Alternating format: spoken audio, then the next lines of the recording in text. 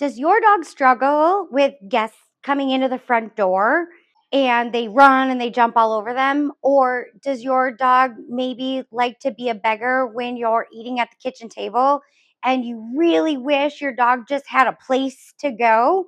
Well, hi everybody, I'm Christy Halverson. I'm a positive reinforcement based trainer here in Glendale, Arizona, and I am here to show you how to teach the place command to give your dog some place to go, stay, and rest there until you release them so that you can have guests come over without your dogs jumping all over them.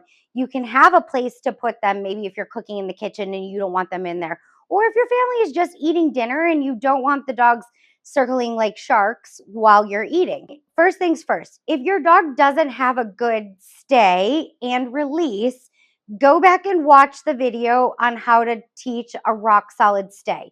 So I personally believe that your dog needs to fundamentally understand what stay means first before you can work on a place command. So stay and place are relatively the same. The only difference with place is you are attaching a physical object to it. So with place, it could be this dog bed I have here. It could be a blanket. It could be a raised cot. Your place can be whatever you load it to be.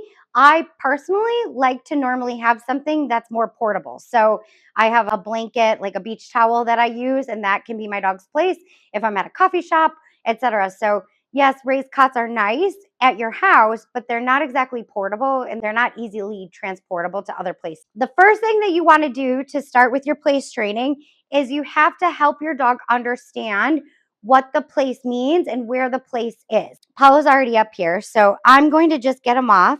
Break. Step number one is all you're going to do is you're going to toss a treat on the place.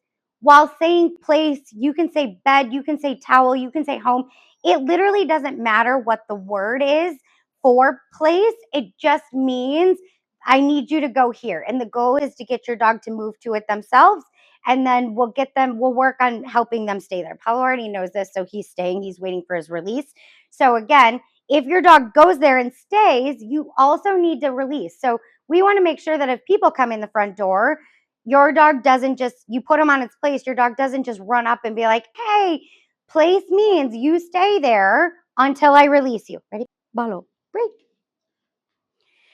So you might need to do this. I would do this like 30 seconds, 3 to 4 times a day. Just load your place target so the dog is very clear about what it means. Place. So I'm just tossing the treat on the dog bed. So at first, you're just going to go back and forth. Break. Just get them comfortable going on it. Place. Break. Place. Break. So once your dog has gotten good moving back and forth, then you're going to say place again.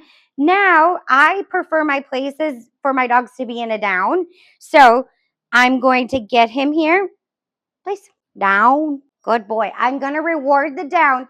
Now, just like with stay, you need to work on building distance and duration on the place before they get off of it. So if you're initially just starting this, just like with stay training, you might only be able to take one quick step back, one quick step forward, reward, okay? Then maybe if they're doing good at that short distance, that short duration, then go 2 steps back, 2 steps forward, and then reward, right? Do that a couple times. You can move around. So notice how I'm not continually saying place. This training a place is basically an implied stay. So place is only for like telling them that I need him on the place. It's not for repetition. It's not me saying place and then backing up and then coming back. Place and then coming back and backing up. Place is a one-time cue to let them know where to go. Build a default down, build a implied stay, and then work on they don't move until you release them. So practice a few times, then pick your release word, break. I like to use the word break. It's what I use for stay, so it makes sense. Place. Down. Good boy. I'm going to reward the down.